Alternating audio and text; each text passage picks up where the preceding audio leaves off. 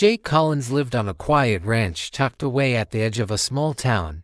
His life was simple, then working the land and spending time with his wife, Lily, and their two young children. The mornings were peaceful, the sound of birds chirping and the rustling of leaves in the wind. It was a place where Jake felt safe, where his family was secure. But one early morning, as he sat on the porch enjoying his coffee, something felt off. A car he didn't recognize had parked near the end of his driveway. An old sedan with darkened windows. He thought nothing of it at first, assuming it was a visitor or a lost traveler. But when the car didn't move for hours, Jake's instincts told him to investigate. When he approached the vehicle, he noticed a man in a uniform standing near the gate. The man introduced himself as an HOA officer, saying they needed to inspect Jake's property for zoning violations. This caught Jake off guard.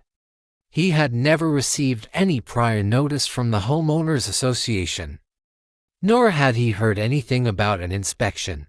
He frowned, wary of the sudden intrusion, but decided to play along. After all, it was just an inspection, right? He didn't have anything to hide. The officer's demeanor was calm, polite. But there was something about his questions that felt intrusive. He asked detailed questions about the land, the livestock, and even the water sources on the property. At first, Jake thought the officer was just doing his job. But there was an undertone of something darker, something that made Jake uneasy. The man seemed far too interested in areas of the property that had nothing to do with zoning laws.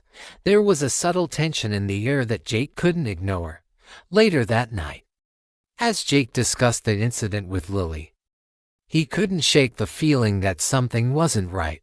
They decided to do some research on the officer, but when Jake called the HOA office, he was told that no one by that name worked there.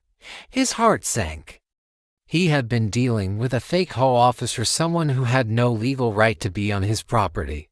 Denise turned to worry, and then to fear. Whoever this man was, he wasn't just trying to enforce laws. There was something more sinister at play. Jake decided to confront the officer. The next day, he spotted him standing by the gate again, scribbling on a clipboard.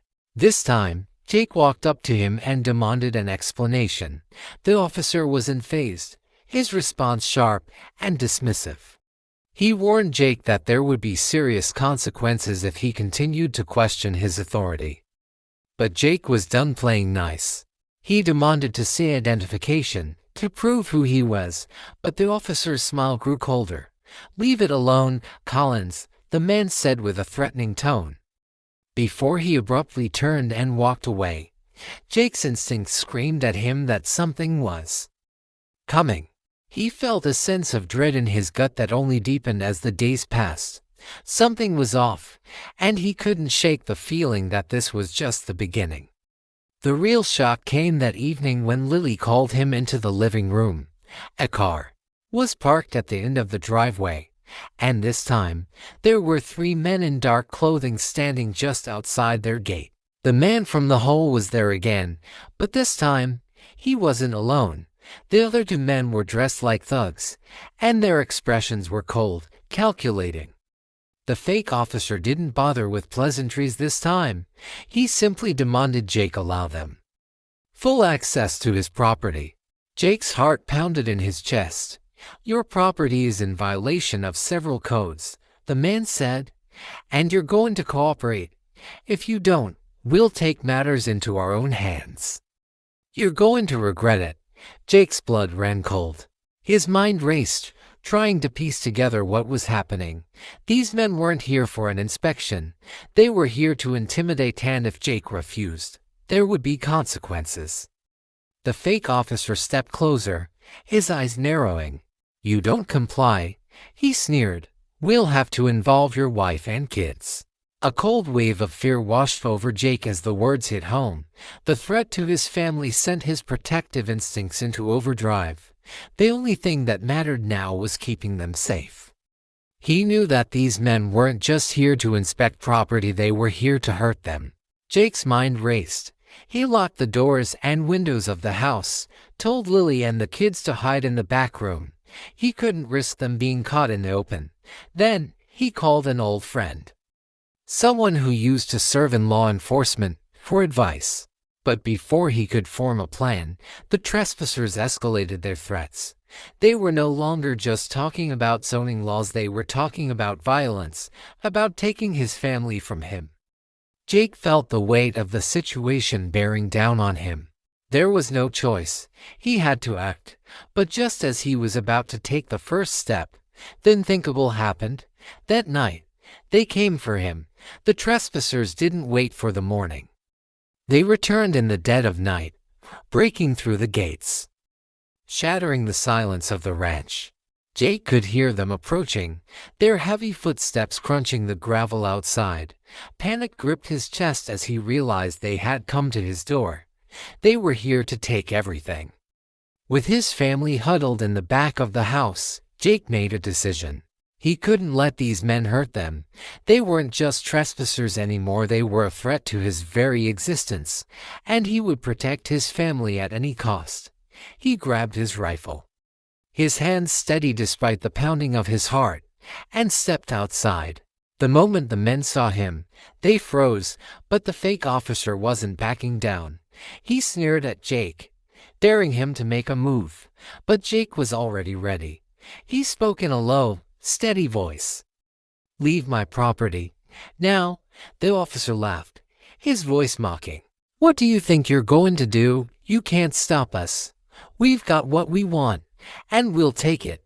Jake's pulse raced. "You leave now, or I'll make you leave." The officer didn't budge, and neither did the two others standing by. They were waiting for him to make the first move, and when Jake raised his rifle, the officer drew his weapon. That was all the confirmation Jake needed. In the split second that followed, Jake fired a warning shot into the air, hoping to scare them off. But instead of retreating, the trespassers lunged forward. They were armed, and the situation was escalating faster than Jake could control. With no time to think, Jake fired again, hitting the officer square in the chest. The man collapsed, the others immediately pulling back, realizing that Jake wasn't going to back down.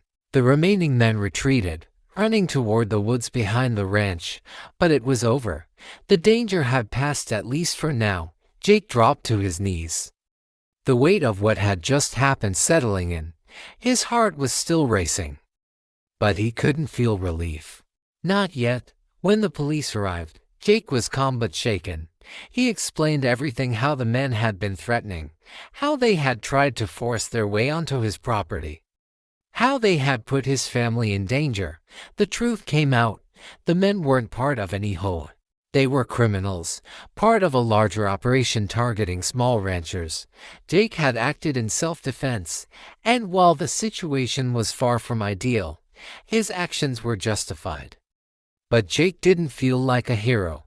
The aftermath was a blur of police interviews, media coverage, and questions. The emotional toll on his family was undeniable. Lily and the kids were shaken, but they were safe.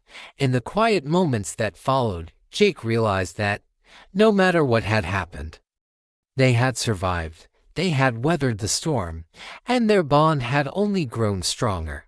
His family was still intact, and that was all that mattered. Jake knew that he would never take his peace for granted again. The ranch was no longer just a piece of land, it was a symbol of everything he had fought for, everything he had protected. And as he held his family close, he vowed to never let anything threaten them again.